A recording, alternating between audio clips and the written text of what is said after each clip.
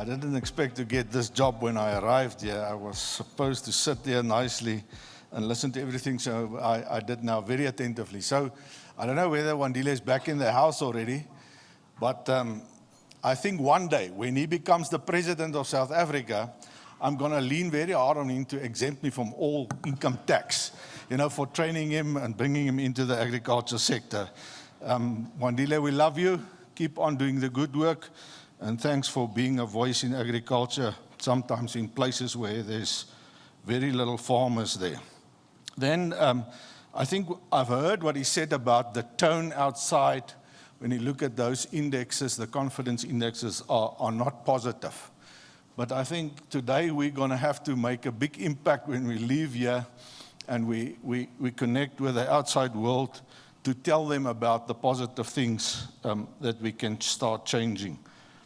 Agriculture is still the answer to the poverty issues in South Africa. Not the only one, but a big answer to that, and I still believe that.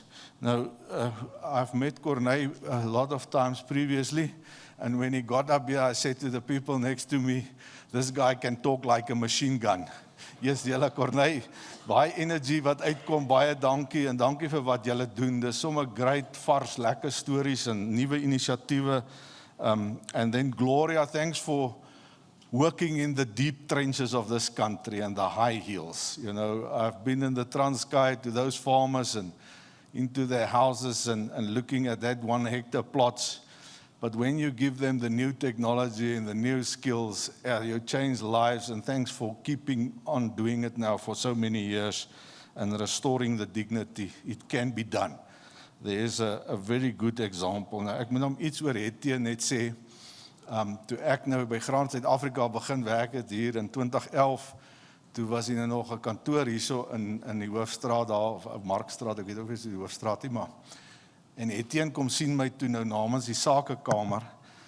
En nou ek het nou 'n paar bietjie geken, maar sy sê vir my die volgende, sy sê, ek weet nie of sy het sal onthou nie, sy sê, ek kom uit 'n familie uit wat se sagste deel aan hulle liggaam is die enamel van hulle tande.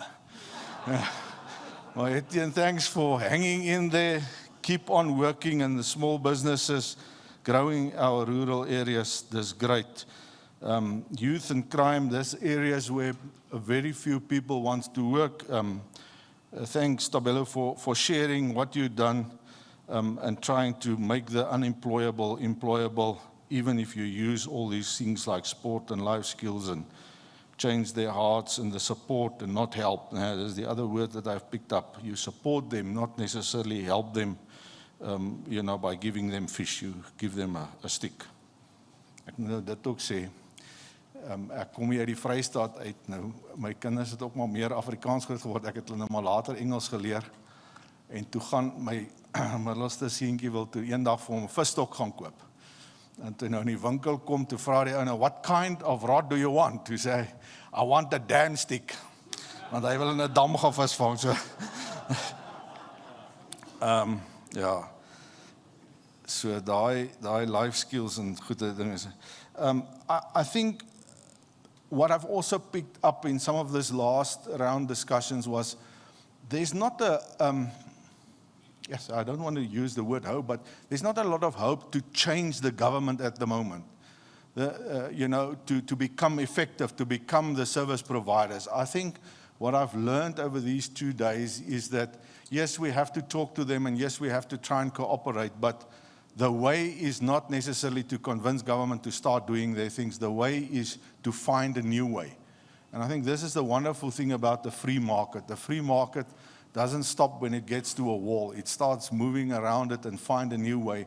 And I think this is what I found in these 2 days, and of great encouragement to see how people found new ways to sort out these things that is necessary. And Jacques, thanks for sharing from your life.